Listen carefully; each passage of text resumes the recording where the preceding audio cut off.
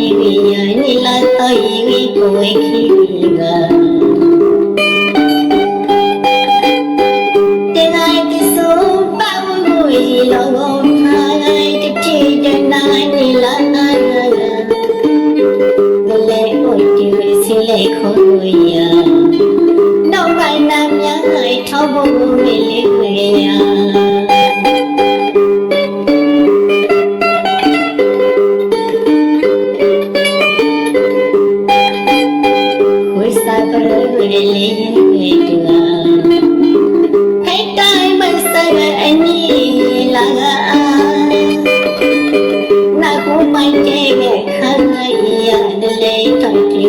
coi khơi ya lo cây xin nói cả lòng người mà xin đôi đôi thôi coi nụ ba ô lê khi tâm ba ngày tụt ta để son ba lấy nỗi đời tháo bụi để số ba lại lấy quyền na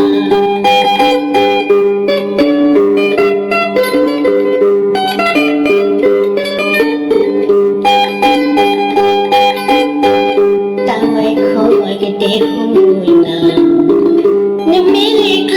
Ghiền Mì Gõ